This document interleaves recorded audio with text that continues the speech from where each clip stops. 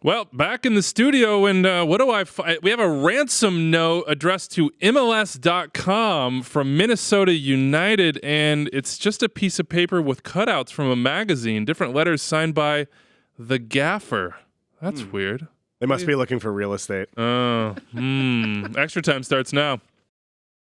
Oh, from New York, you are listening to Extra Time, driven by Continental from the AT&T MLS studios in Midtown Manhattan. I am Andrew Wiebe with my partners in soccer, Matt Doyle, David Goss. It feels real good to be back. I feel like invigorated. I didn't feel it until I hit the mic, guys, and now I'm juiced again. I had like 3 weeks of just no soccer, really, consumption. Really? It was just choo-choos, Matchbox cars, and like wooden kitchen instruments for 3 weeks. And now I feel great. I feel it's good to see you. You're wearing matching shirts. It's just a wonderful we look like day. Twins today. That wasn't even planned. So help us out. Weebe and I text Rebecca every day and ask her what you're wearing. So. I had no idea. Oh, look at that. Weebe and I were texting right around New Year's, and we were talking about New Year's resolutions, and one of them is 200 days. Telling me I'm not in your text group? Yeah, well. 200 days of exercise in 2020. Yes. And so the question is, for Weebe, if he goes to the park with his kid, and he what counts? He's the goalie for half an hour, or he's like rebounding as his kid shoots hoops for half an hour, 45 minutes. The kid can neither kick a soccer ball or hit a hoop. He can kick a soccer ball, but he's 2 years old, so 30 minutes is out of the question. For sure. Let's say I'm chasing around. What counts as rigorous exercise? And then we'll get into NYCFC. They hired a head coach, everybody. Miami, Chicago, SuperDraft, Generation Adidas, rumors, signings, blah, blah, blah. This seems like an easy fix. You purchase him a Fitbit or an Apple Watch, and that will record his exercise level. And then you will be able to record it. And there is, we need records. We need data. We do. Happy holidays. We need the analytics. There Thank you you. go. I appreciate that. All right. I'm like King Solomon, Yeah, guys. exactly. We come You to are you. You're so like, wise. you know what? Tear the baby in half. Cut it down the middle. I'm like, no, don't do it. Like, you deserve the child. Okay. That was a little too much of a deep dive, I think. NYCFC have a head coach. His name, we think, is pronounced Ronny Deila. Deila. We asked an actual Norwegian. It was a friend of noted Swedish producer Anders's. Actually, yeah, it was a friend. He's coming over from Vålerenga in Norway. He just signed an extension there, reportedly through 2023, but he's coming to Major League Soccer. He's 44. ESPN sold him as the Norwegian Jurgen Klopp, which is very interesting. That's a lot. This is not maybe the level of signing we might have expected. Giovanni van Bronckhorst went to China. He got his bag. They don't have a limit there on what coaches can make, pretty clearly. You may have seen the Deila viral video going around in which he strips down naked and tucks in his shorts as if he's wearing a thong after surviving relegation. I think it was like in 2010 in Norway, a quote that he had. A lot of people have probably seen me nude already, end quote. He is the only MLS manager I have seen in that state of undress. What do you think? He was at Celtic, won 2 league titles there, but when you're at Celtic, when Rangers were down and, had all those punishments, then, you're going to win titles. Won a title in Norway. Hasn't had the best 3 years at Vålerenga. Anders has a Norwegian source who said this to us about the hire. Quote, "It's been clear since Christmas. For us fans, it's more than okay. It's been 3 years with no progress." That's a Vålerenga fan. I don't want to pour cold water on this one just yet because he has a great roster. Well, also, let's say this. For NYCFC, one, it fits the way they've hired coaches, which is that they've gone and looked at younger coaches or coaches with less experience at a certain level and use NYCFC as a testing ground for those coaches, right? Dome Tarrant, Patrick Vieira, and I guess you could say Jason Christ, but not in the same way. They also have a pretty deep network of contacts around the soccer world that they like to use in these situations. So it fits what they've done, and also the last 2 times it's worked. So right now, you have to say, you have to give the benefit of the doubt to NYCFC, and he's coming into arguably a top 3 or 4 roster in Major League Soccer, one of the deepest rosters, and it was really hard when Dome Tarrant came into a similar situation where Patrick Vieira had probably the best team in Major League Soccer. Dome came. It took him a while to get his fingerprints on it. He had to move a lot of pieces around, and it went down before it went up. But it ended on a really high. So yeah, he took a 70-point team and ripped it apart for 30 games and then turned it into a 65-point team. So really well done. First place in the Eastern Conference. No, first place. Look, he obviously. finished. No, he ended up doing well. He changed a lot of things. He we did. questioned his changes, no doubt about that. You mentioned that City Football Group connection. Well, Deila is a guy that they sent players on loan to when he was at Celtic. They've known him for a decade. David Lee, who's now heading things up there, said, look, we knew him. We understood him. We think he'll help develop players, but also get the best out of this team. Their first game is in 45 days in Costa Rica against San Carlos. He's got 6 days until preseason starts. Like I said, reportedly he had signed a new deal with Vålerenga. So this doesn't, just going to make an assumption here, feel like the first choice, which we should probably all understand given the timing of this signing at this point. What's he got to do? What's he got to do with this team? Whether it be tactically, whether it just be accomplishments, straight up results. Like, he came in his interview as, we want to win titles. Well, yeah, of course you do. You have never won one. That's always the goal. What's he got to do? What can he do to make this team successful? We were having this conversation in our pre-show. Like, we all think this is a top 3 roster in the league, right? Yeah, I mean, top 5 at worst. Yeah. And they have, they're bringing back, I think, probably their 13 best players. So they have not only talent, they have stability. They have match winners everywhere. They have a youth academy that's starting to churn out really good talent. They're too deep at every spot. When you have a roster like this, you have to go out and win titles. NYCFC have been one of the best teams in the league the last 4 years. They have 0 silverware. That's the job. The job for Ronny Deila is to come in and is to win something, whether it's Supporter Shield, U.S. Open Cup, MLS Cup, maybe even CCL. He'll get his tests really, really early. But they at the end of the year, if that trophy case is still empty, then it's been a failure. It's time. They have a great roster. They were a 65-point team last year. You're supposed to win something now. I'd say the one thing that Domi Torrent's left for Deila is a flexible team, an intelligent team, so there's space for him to work in that he doesn't have to crush something that's built and rebuild it. He can move within what Domi Torrent has built, because that was what Torrent focused on, the flexibility, and this is a roster, you mentioned, that's too deep and has players that can move around, that are comfortable in different positions, that are smart. So it should be an opportunity to come in and, you would hope, start to put things in place as the season goes along, but still be able to be successful along the way. Is there, what is sort of he says he's not going to change that much.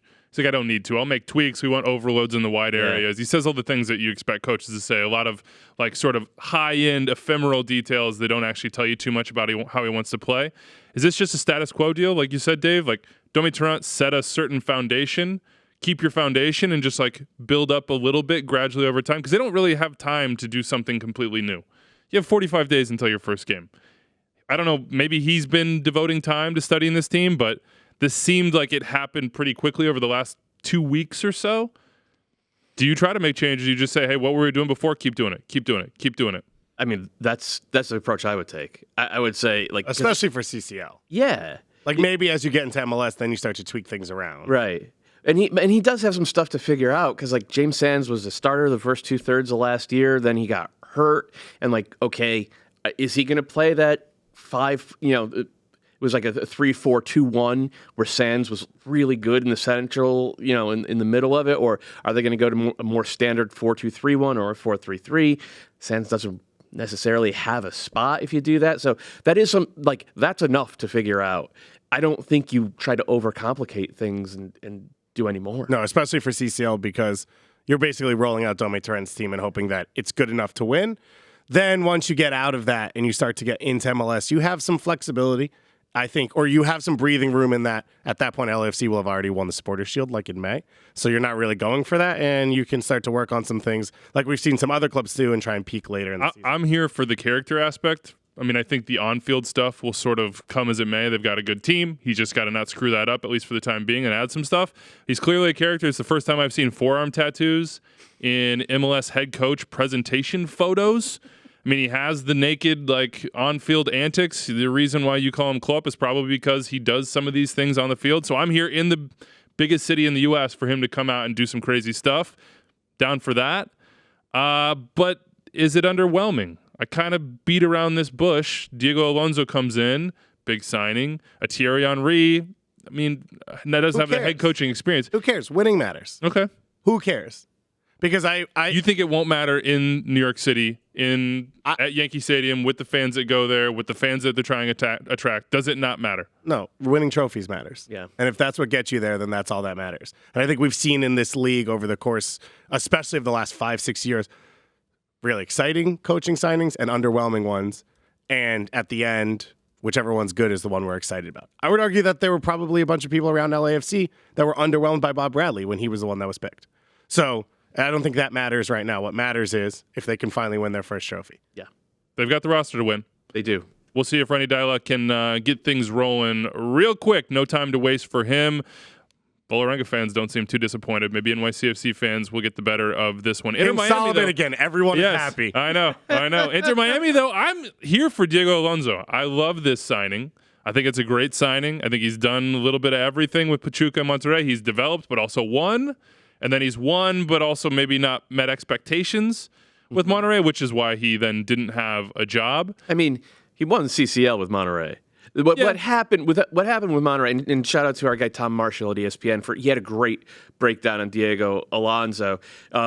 He took over about a year ago, and in the Clausura, and then in CCL, he had Monterrey playing like Monterrey had played for years, which is like, okay, we're going to sit, we're going to absorb, and then we have these incredible athletes in our attack, and we're just going to get out on the break and annihilate teams in the open field. And if you're a Sporting Kansas City fan right now, you're probably having some sort of like traumatic moment. Dorlan Pabon. Like it was 10-0 over two legs. Wasn't because Sporting Casey scored. Yeah, 10-1. Okay. Yeah, come on, man. Sporting kept allowing them to do that, and it worked. But Diego Alonso wants his team to play a little bit more than Monterrey traditionally played. And in the Apertura, he tried to get on the ball a little more, tried to play through midfield, was going, more of a 4-3-3 than a 4-2-3-1 or a 4-4-2. And it kind of worked in that they were in the playoff hunt, but they weren't in the playoffs. They weren't playing particularly well, and they just looked a little more fragile. And at Monterrey, the leash is short. It doesn't matter that you just won the regional championship 3 months previous. If the team's not playing well, your seat is hot, and they fired him. And they brought in Antonio Mohamed, and they went back to being a sit and counter kind of team. And they won the title. And they just won the title. But like Diego Alonso has been flexible and he has been pragmatic, and like the failure at Monterrey, like contextualize it. It was he won the regional championship and then he tried to get his team to play good soccer and it didn't happen immediately. So he got fired. There are like 3 teams in North America where the leash is that short. He won with Pachuca too. CCL. Won a lot. Yeah, I mean, and that was a team that was trying to develop and balance star power. It's a big club. Yeah, it's not a America Tigres Monterrey club, at least in this iteration of Liga MX. His Pachuca teams, the star players were young academy players, and we could talk about big time. Well, we could talk. I was going to say too. we could talk about Chucky now and say, oh, of course Yeah. But to give the reins to a player, even if you think he's going to be that good, where he was the captain, the central piece, and you had Guti and you had Pizarro, and that was their team. I think that's the biggest thing for Paul McDonough is he wants to sign young players, but he wants a team that's built around those young players. It's not just, we'll bring them in, we'll make them a little better, and we'll sell them all. He's signing designated players that are 22 and under. That's the core of the team he wants to build. Diego Alonso will trust that. So that fits with the ideology. Also, he's a name that's known across Central and South America.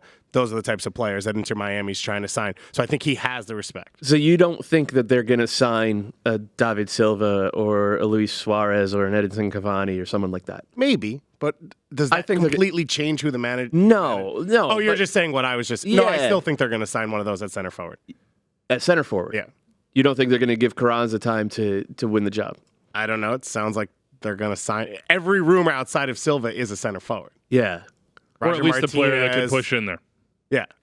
I don't know. I'm still a little bit confused about Inter Miami right now. You're asking that question, and I thought we would know the answer to that question, or at least have a feel. Like the rumor train would start to pick up, and you'd be like, everybody just knows it's going to be this guy. Then Cavani goes and signs with Madrid, and you're like, okay, so it's not going to be him, and Luis Suarez feels a little bit ways away. Yet. It is not done. Cavani's not done. Oh, really? Yet. I thought it was finished. No. I'd wiped him off. I heard that rumor, and I was like, did I miss something? I thought that was done. Yeah, I would it's honestly, very, very close. I would honestly go for like a second winger, like young DP type of player, like the equivalent of Almiron, what he was 3 years ago, and then keep the powder dry on the third DP until summer. Because what if Carranza's awesome? I mean, they spent money on him. He has a great reputation in Argentina, and if you sign Luis Suarez or Edinson Cavani, you're never going to see him play again. I think that I know they have said we're going to use all three in the winter. And maybe that's the carrot, too, because they want to be a club that attracts the next Miguel Almiron. They hope that Pellegrini's that Carranza is that. And that carrot is, watch, here's 6 months. We know we have expectations, but it's an expansion season. But you also have to think about this. The profile of player we're talking about, it's January 6th. They are on a contract with a large team, probably in Europe, so their window just opened. So the fact that they haven't signed that yet does make some sense because the profile of player they're looking at, the window that they're working in is happening right now. So now you signed your coach. Now you have a month to make that signing, whatever it was. And technically, by the way, the MLS window hasn't even opened. MLS window doesn't open until early February. Right, and I think it'll stretch through May, usually that one. Late sometime in May. So all the talk you hear on Twitter or elsewhere that's like, oh my God, Seattle Sounders haven't signed a single soul, or this team hasn't been active. Well, usually you don't start to see it heat up until a little bit later. How should he play, Diego Alonso?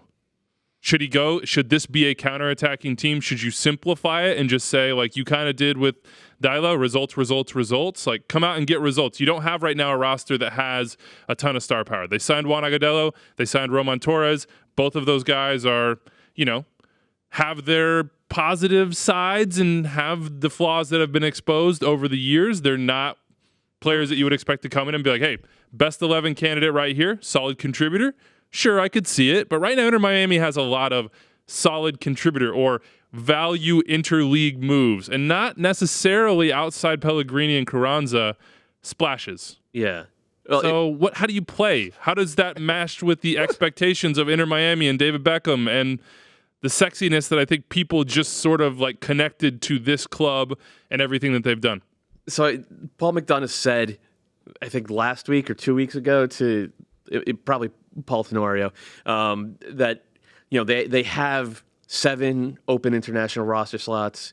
We've just talked about all the DP. They have 2 DP slots open. He's been very open about the fact that he's going to slow play this. Yeah. That he's not going to rush into anything. And that your pace is not going to be his pace. So much allocation money. They've barely dipped into that at all. So saying, how are they going to play right now? With this roster, you would have to sit deep.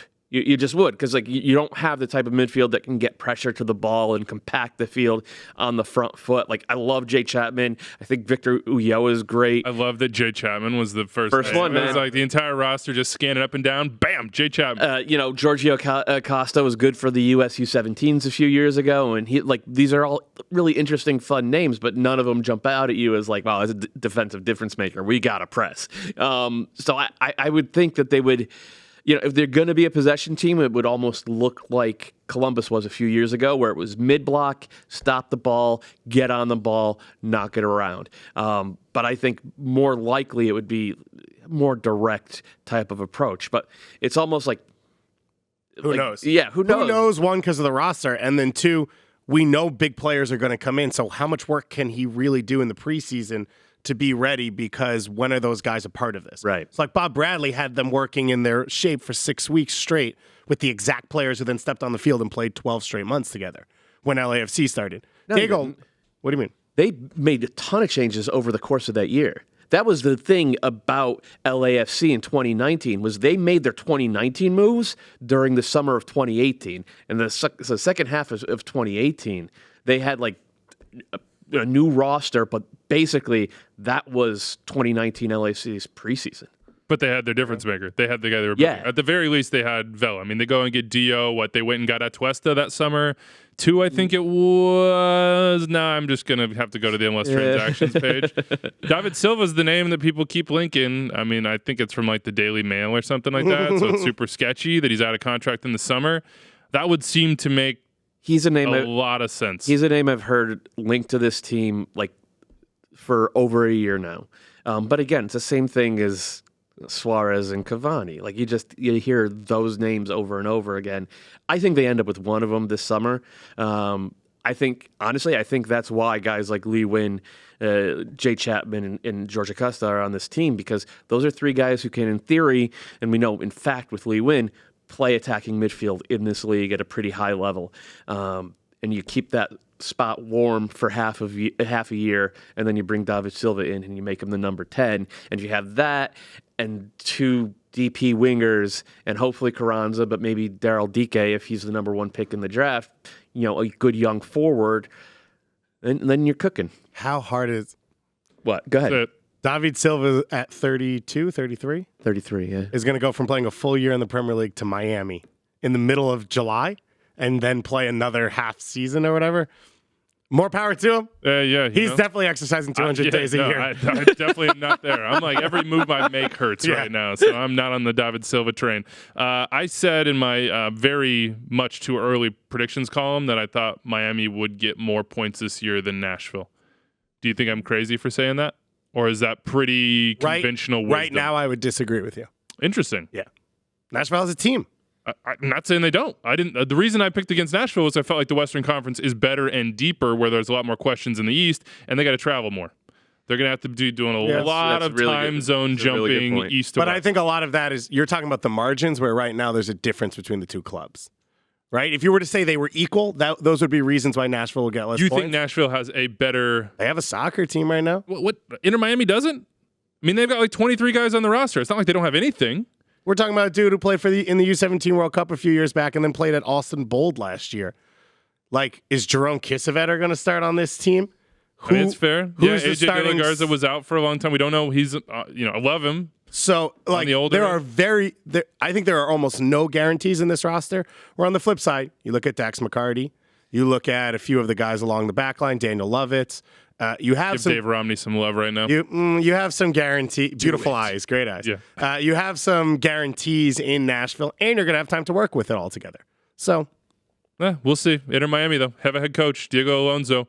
I am a big fan of this, and we'll see how it turns out. I'm happy to be in a league where Diego Alonso is a guy that people are like, that's kind of disappointing. I think that's not quite. We thought it would be better. Can I just say in general, because a lot of coaching vacancies have been filled over the last, 6 weeks, 7 weeks, where we haven't really been on. In general, all of it's exciting. The people that are being brought into this league to work, the former players from this league that are being promoted and given opportunities, the sometimes assistant coaches being given head coaching jobs. Like, it is exciting to look at the head coaches in this league. So how excited are you then for Rafa Wicki with the Chicago Fire? Chivas USA legend. Let's the GOATs go. live on. So I think by the way, Bob Bradley. Oh. Robin Jim Frazier. Curtin. Jim Curtin. Chivas. Greg Vanny. Raphael Wicki. Yeah. Chivas USA. Are we missing any others? I'm trying to think if there's any other connections that would have bounced through. So Wilmer would have been, but he's not anymore. But he's on Poppy's stuff in. Is he? I thought so. I didn't see that. Maybe I made that up. Yeah, you're trying to. But he was originally on Pareja's staff in Colorado. Yes, he was. Yeah. I don't. Yeah, if you found any Chivas USA connections, we don't even need 3 degrees of Chivas. It's just like 1 every single time. Rafa Wicki's the head coach. In case you did not listen to the episode before we went on holiday break, George Heitz is the sporting director from Basel, and then the technical director is Sebastian Pelzer. And it feels like at least it's a good thing that they're all on the same page. Yeah, that they want to work together, that they have previous relationships. Wicki was the head coach at Basel for 1 year.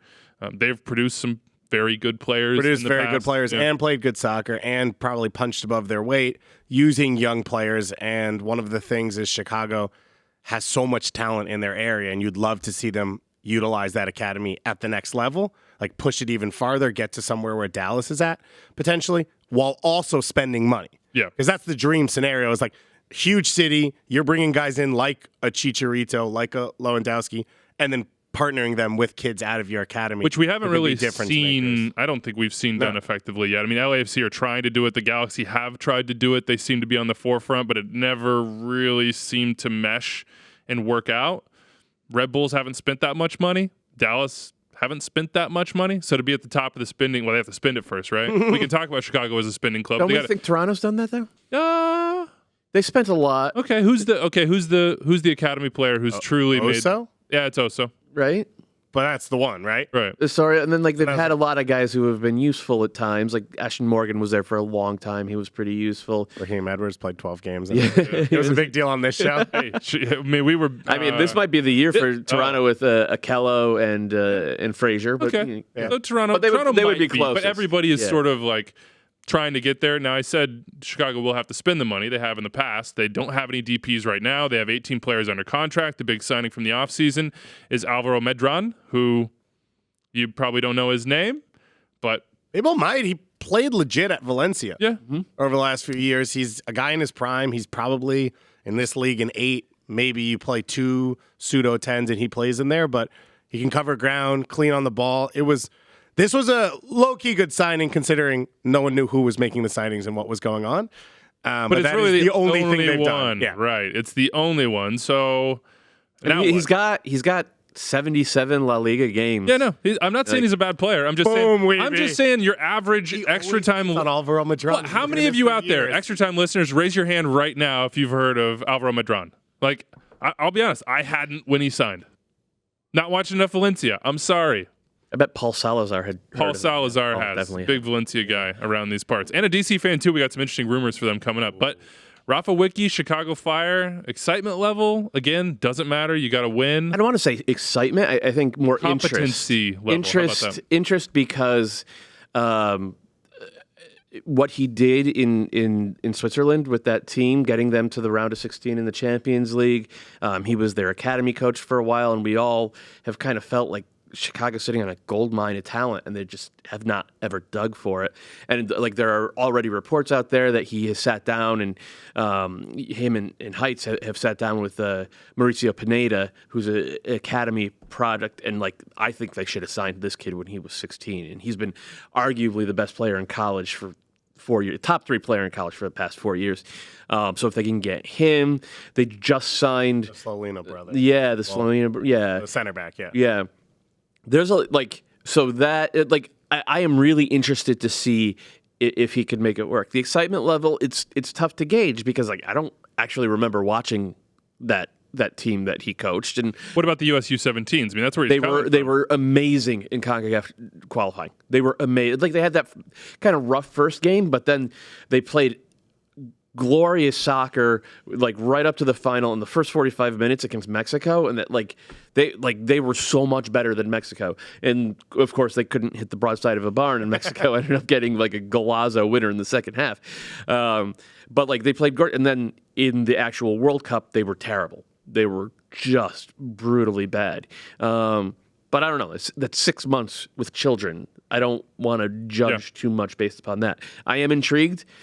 Like on the face of it, this is very like there's an obvious reason why you would hire someone with this pedigree to coach an MLS. He checks a lot of boxes, and same with Heights as the GM. And if they can sort of integrate, as you said, these two aspects of roster building, where you're going to go out and you're going to get 1 or 2 big name stars, but you're also going to do the Red Bulls or the Philly thing and build from within and take, $50,000 players and turn them into $500,000 players.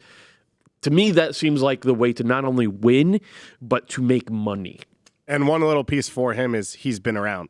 We joked about him playing at Chivas, but he's followed MLS and now he's worked in this country. I've seen him at youth tournaments. I've chatted with him at GA Cup and listening to him talk about soccer, but also he knows what the MLS world looks like. So it's not coming in cold, which I think will help because the guys above him are. So I think it'll be good to have someone who sort of understands things. One of the things we talked about before we came on is, they don't have a complete roster right now.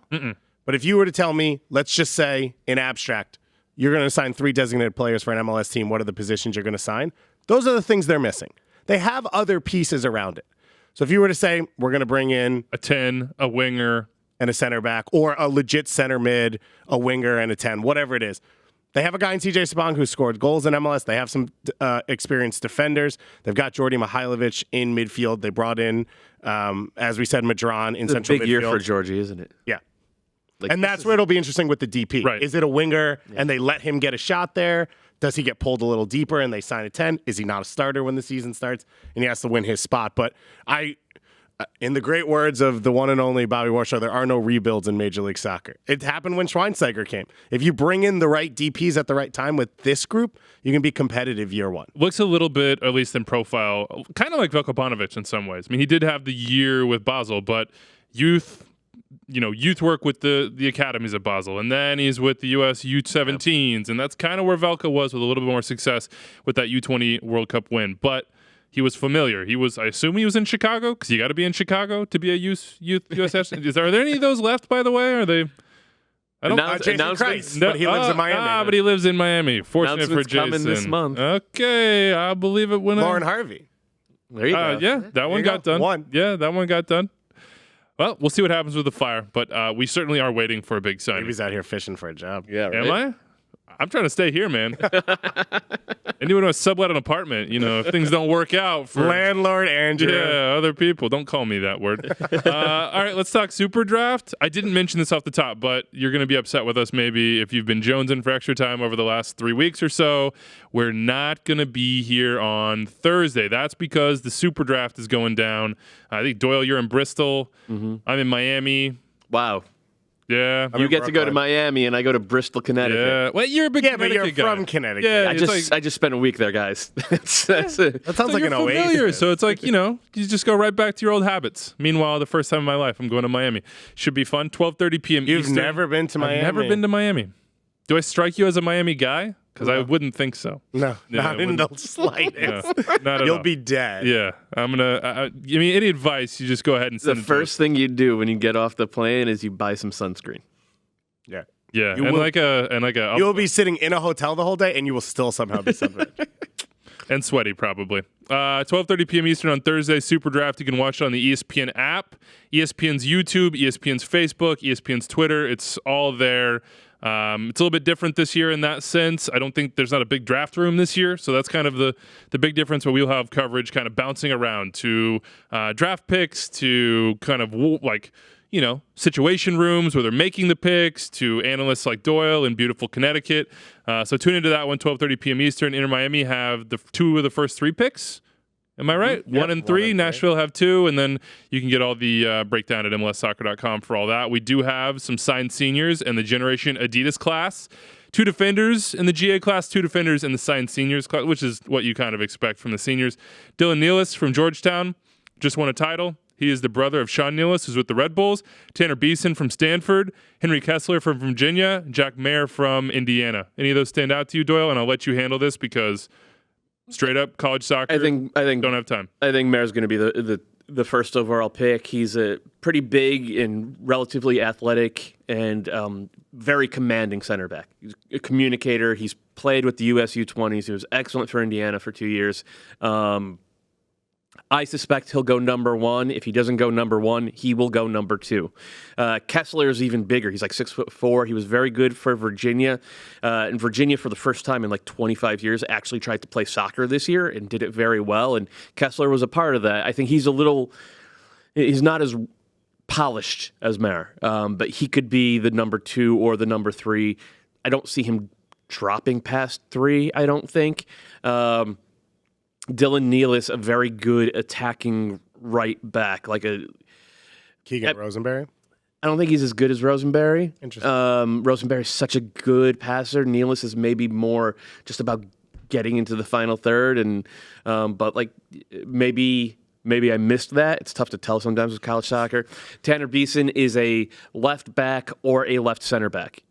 He's a weird one. I think he's maybe decent at both, but not good enough at either. He might just project as kind of a backup. Winger Ryan Raposo from Syracuse. He's a Canadian. Mm-hmm. Got a good story. And Robbie Robinson scored a bunch of goals for Clemson. I think there's a chance that Robinson could go as high as number 2. If he hadn't gotten injured a bunch during his college career, I think he would already be in MLS. If you watch him play, he checks the boxes as an athlete, but also like his movement in the box. He's aggressive. He gets those one-touch finishes, but he can combine as well. If you look at his goal reel from this year for Clemson, like every type of goal, he scored them all. But what I really look for with center forwards is can you combine and can you get to the near post and score at the near post with a one-touch finish? And he seemed to be able to do both of those things. Ivis Galarsep is reporting that Daryl Dike, who we've talked about a number of times on this show, Virginia forward, the younger brother of Bright Dike, who you'll remember from his days in MLS, is close to a Generation Adidas deal as well. If he signs that deal, Doyle, would you change your opinion? Yeah. Would he push up into number one, or? So if DK signs, if he's signed, then Daryl DK will go 1 or 2. And do you think someone trades up for Inter to take him? Or do you think Inter would take him 1? I think Inter would take him 1. I think there's a chance. Are we going to call them just Inter? I don't know. I just did that. It just felt funny. It felt weird. I had to what do you want me to ask. call them, Miami? I don't know.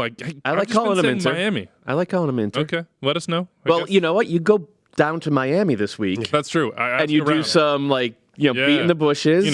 Man on the ground reporting. Sam and Paul call it reporting. Yes. I'll go do my best. Sam's rumors. Paul's reporting. Okay. Yes, thank you. Mm. But DK, if you look at again, he scored a bunch of goals this year in a bunch of different ways. I don't think he is as goal hungry in terms of his movement in the final third as Robinson is. He needs to polish that, but he's much better in combination play. Some of his passing vision, his patience and ability to let the play unfold and then make a killer pass, and he's just physically, I mean, he's a linebacker. Yeah, he looks just impossible to deal with. But he doesn't play like a. He doesn't lumber in any way. He looks. The times I've watched him, and I mostly did to just watch Charlie Davies on ESPN Plus. Right. He was very light on his feet. Light on his feet, and I had to get it was funny that you started this whole thing with college soccer. I don't have time for it, and then I just remembered how often you texted me about college soccer. That's small, and I was like, why did he say that? Not enough time to be like, oh, Daryl DK is this, that, and the other. But, oh, Doyle's never seen any of these guys play. He just makes. Just make it. He just rips from the perfect. How about some guys we have seen play? While we were gone, the signing that piqued your interest the most, and I will start this one out because it's the most recent. Yimmi! We're getting another Chara brother. Let's go. 2 of them on the same team. Is it Portland Yimmi or Timbers. is it Yimmi? I don't know, but I like Yimmi better. All right. We'll figure. Came off the break. Why did you have to? Nailed it. How could it be Yimmi? I don't know. $6 million. Atletico Mineiro, right? In Brazil? Mm-hmm. A lot of money. Whole lot of money. 28 years old. Doesn't have the best goal scoring record historically. But I'm just thinking about one thing, which is Diego picking up a 50-50, top of the 18, sidestepping a guy, shouldering a guy, taking off, 2-man fast break, just smiles. Imagine being a defender trying to run with that. Yeah. Oh, just the 2 brothers just really running somebody over in Portland.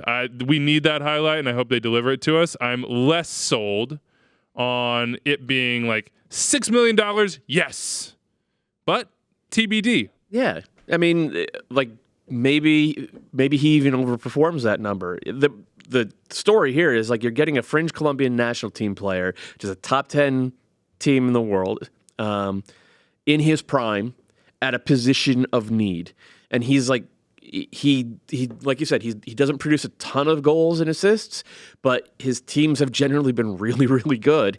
And every team he has left, the fans think fondly of him. So I think if you have him and you have Valeria and you have Blanco and then whoever the forward is, whether it's Abobasi or there are rumors that they're going to bring in a Polish forward as well. Who's leading the league there in scoring right now? So they're going to have some weapons and they're going to have some depth, and it's going to be interesting to see how that fares in a Western Conference that, as he pointed out earlier, it's stacked. I feel dumb. Jimmy. It's Jeem, all caps, and then Mee. Okay. Jimmy. I think, yeah. Jimmy. We got to get Carlos out. Yeah, we gotta get some help on that one. What about you guys? What do you think? Signing I'm excited about? Yeah. Well, so we talked about it right before we left, but we didn't really delve into it as much as I would have liked to. I think Lucas Zelarayan at Columbus is pretty exciting.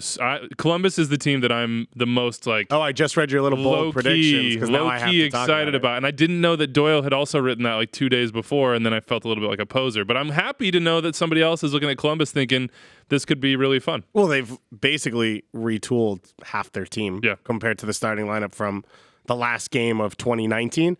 and I think he's a player who's going to fit in well. I'm excited to watch him and Nagbe play together.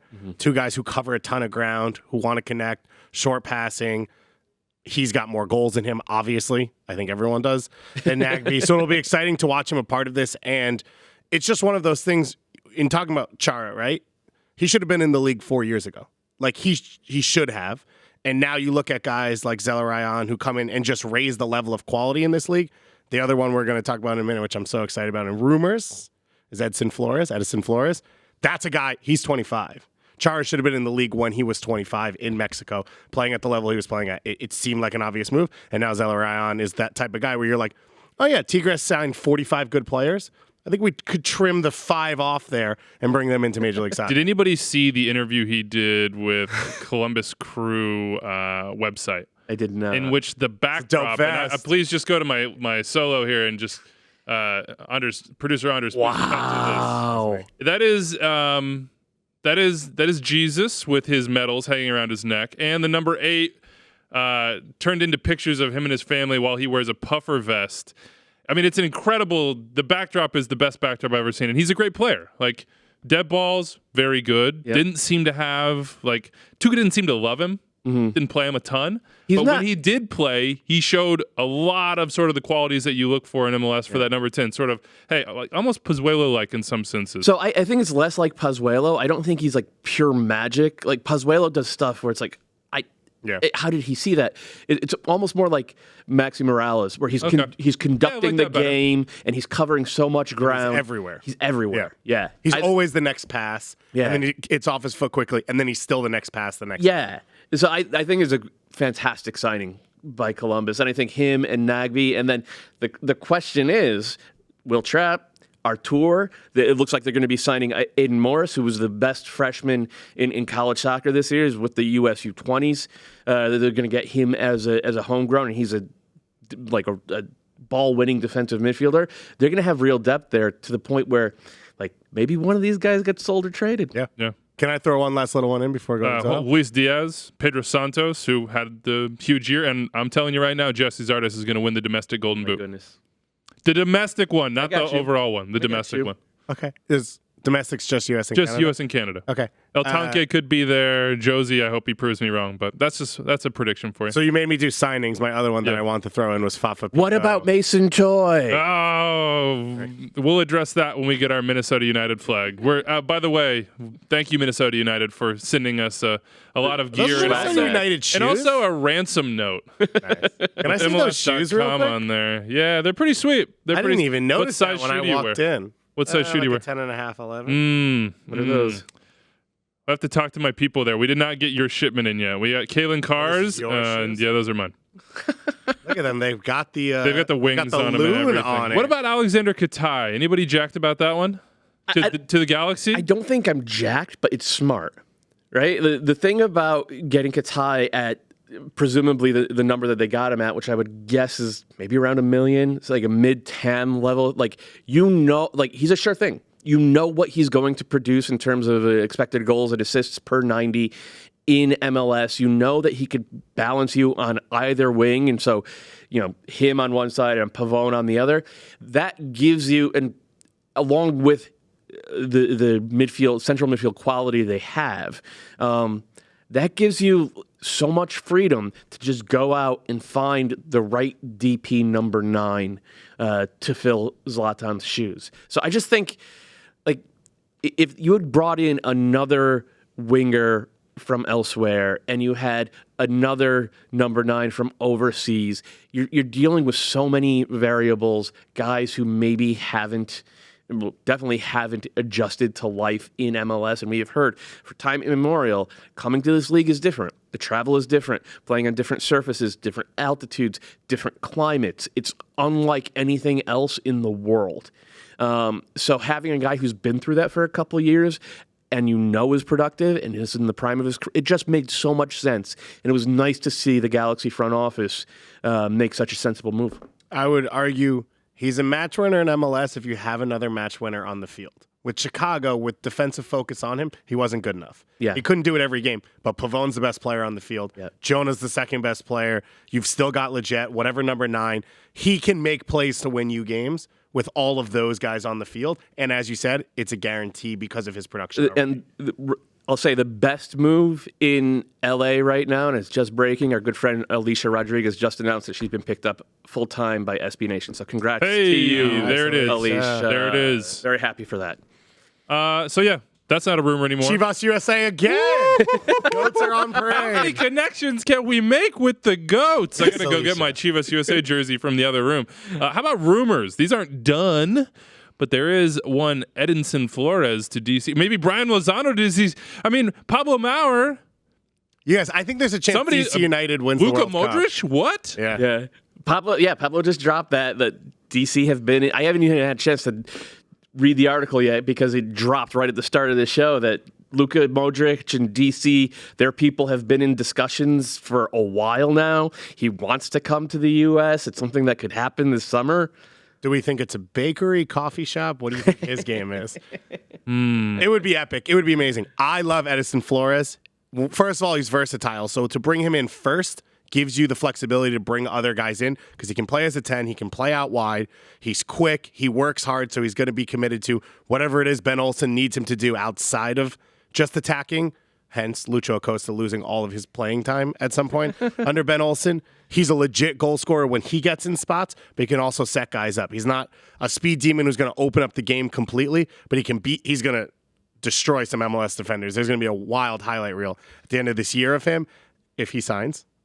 If he signs, It sounds like it's done. sounds like Flores I know, is going it was a to. joke. Brian Lozano feels like more on. Yeah, probably not. I don't think the Lozano one is gonna happen. I would be surprised if the Lozano one happened this window, and I'm not sure he makes a ton of sense for DC. So you could bring him in, and you'd play Flores at the 10. You'd play him on one wing and Assad on the other. Although But do you push Areola back to like right back? Oh, I forgot they even had Paul Areola. Yeah. I guess Assad's not. Do you play Areola in central midfield? They tried that at times Well, you last could year. put Assad on the bench. You could and do just that. say we have the best fourth man. The one thing for this team is Ola Kamara will score goals in Major League Soccer, but he won't create them. Right. So you need people to set him up. Correct. Absolutely. Flores and Lozano would be one of the top players in Major League Soccer if he came in. They would be a better team than they were last year if all of this gets done. In terms of, talk about losing Rooney and Acosta. Yeah. It's a huge improvement to bring both these guys in. Unquestionable. And Ola. I think and Assad. Like, you have to put it all together and say the sum of those parts is above what you had last year. And you got to, if you're Ola Kamara, you got to be loving this because it seems like other than that 1 year he had in Columbus, his entire MLS career, he's always been in a situation where, in LA, he had to play on the wing. Last year he comes in and okay, he's kind of the center forward, but Wayne Rooney's there too. And it's there was never balance. There was never clarity. In this one, it's going to be just get in the box and score goals, put the ball in the net. And if that's even with just Flores, let's say he's the only one they add this window, which that's where my money is. You're still looking at a midfield that's going to move the ball and create a lot of chances. Yeah. Assad, I love Yamil Assad. Flores is great, and he's another guy who for years I've been saying MLS teams should sign him. Paul Areola, we know he's not the most creative winger in the world, but he creates chances because he wins the ball and progresses it quickly. So if you are a smart center forward who likes to run off the back shoulder, you can take advantage of that. And then they had Junior Moreno was good last year. Felipe, he's an enigma, but when he's good, he creates. So suddenly, and you have a healthy Morris starting the year because remember he was out for months last year. What happens in the summer if, let's say, Russell Canals, who people are saying could go to Germany, goes to Germany, and that's the time you bring Luka Modric over, and he's your deep lying playmaker, and those four up front just get to have fun. And just know if they find any space at all in wide areas, it'll be on their foot. It's pretty. Could be fun. Could be TBD. I think so. You have in the rundown what team are you most worried about? We'll talk about that. No, but wait. Before we get there, every team feels that way. Like, I feel DC United fans were off a cliff 7 weeks ago, and now there's the chance that they're like arguably the best team in the now they're like Conference. teasing out news. And it's like, They're okay, like, which Champions this League could work. player will we Exactly. sign? And you know what? I'm going to go. Speaking of Champions League, I say bring all our CCL ghosts back. So my favorite rumor right now is the Doyle and Pabon to Inter Miami rumor. They're just like cycling through fast, physical. Could they be center forwards? Could they be wingers? From Liga MX right now, as far as rumors go. Doesn't feel like it'll probably happen. But the one thing is, Alonso coached him at Monterrey. Yeah, for sure. So they have that connection. He was pretty good during that period. He was. He's also, what's the word to use? He's portly. In the best way. He doesn't normally run best way. He doesn't normally run a ton. Yeah, but when he does run, It's great. it's like an F1. But that's one of the reasons he shoots from everywhere, so that he doesn't have to get to a spot to shoot from. It would be fun because he's a fun player. I think that there would be a medical risk in the heat of Miami that Doyle Pabon just drops in and has to go 90 minutes. But I love him. He crushed Liverpool in the World Cup, in the Club World Cup. He was awesome. He's really good. He's really good. Alfredo Morelos, he is at Rangers. He scored a ton of goals there. Maybe linked to the LA Galaxy. We'll see if they can get a center forward. How about that team for? Because who's their starting center forward right now? I don't know. It's Ethan Zubak. If you look at their depth charts, depending on what formation they choose. Zlatan made his debut for Milan. Wasn't the El Trafico debut that he had for the Galaxy. Not quite the same. That's the one soccer game you've watched in the last 3 weeks? I didn't watch it. I just saw some highlights of it. What team ought to have some real concern right now, and is it Atlanta United? They're losing LGP, it looks like, to Tijuana. You make the case for why it's Atlanta United. I'm going to say the reason why you would be a little bit panicked if you're Atlanta United is because you seemingly had this very stable, forward-looking core under Tata that was only going to grow. Joseph Martinez had become and would continue to be the best goal scorer in Major League Soccer. He probably still will be. Ezequiel Barco was a young player you spent big money on who maybe didn't give you the most in year one, but was going to take big steps and then get sold off for, I don't know, let's say like $30 million, what they're saying they want right now. Pity Martinez was going to go from being CONMEBOL Player of the Year to MLS MVP. Yeah, MLS MVP. It was going to be seamless. He was going to walk in. You were going to do it in CONCACAF Champions League. If you didn't do it last year, which they didn't, it would be this year because you would have a year to grow into it.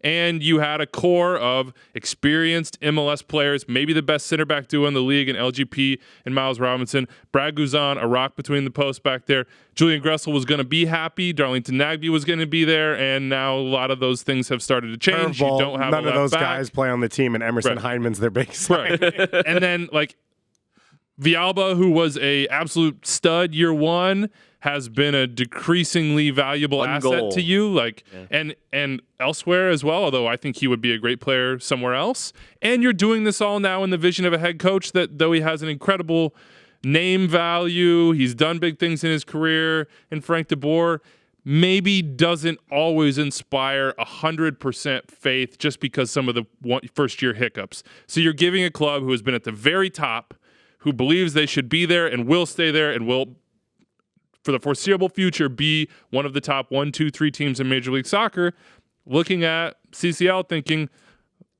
maybe we should be a little worried. Looking at their star players and saying, man, 2 out of 3 are kind of question marks for us and big investments. And looking at the rest of their roster and thinking it's not quite as rock solid as it seemingly was just 6 months ago. So the quick answer to your question would be yes. Yes, that's what I should have gone with. They've lost 3 center backs. Yeah. So in CCL, they'll potentially be starting Jeff Lorenowitz and Miles Robinson, or maybe even Franco Escobar at center back. But the other thing would be the point that you made about Frank de Boer, and I think there has to be some of that in this LGP move of he didn't win the locker room. So then you either need to get rid of LGP him. Never had a bad word to say about Frank. Didn't even at the All-Star game when asked about it, had just nothing but nice. But even if, let's say that was a whole thing that was blown out of proportion. Yeah, it probably was. He still clearly didn't have that group. And so now you build a new group. If he's the guy that you're locked in on and you say, this is our guy, then you have to build a group that he does believe in, that believes in him, that maybe fits the way he wants to play. Because the other part about what happened was it felt like coming out of the time with Tata, it was like, this is how all the pieces fit together. And then we know how this team makes sense. And then last year was like, I can't find a formation where everyone gets on the field. I can't get the best out of Tito Villalba. I can't find a good spot to play Pogba. Now Pogba's gone after he was supposed to be a starter coming in last year. So you have all these things going on. And I guess now is the part where he kind of tried to work with the roster last year, and if he's your guy, then you're resetting it going forward. But for your bold prediction of an MLS team going to CCL final, all of the things we've talked about so far on the show in NYCFC and Atlanta have not made that look like. Hey, Seattle's still out there. Seattle's got a pretty good route. They would play maybe Tigres in the semis if they knocked off the teams in front of them. And then I think are they starting LAFC? Are they starting Jonathan Campbell at center back? Yeah, well, TBD. A lot of time to go. Garth, you got time, man. Don't worry about it. Get your guy in whenever you get him in. All right, let's go to the mailbag and get out of here. 401-206-0MLS. Say, I'm way less concerned about Atlanta than I am about some other teams. Who? Give me a quick list. You don't have to give me any details. I just want to know who they might be. Colorado, because their set piece production from last year, unsustainable. Word is that they do have some signings coming down. So they need to get that done.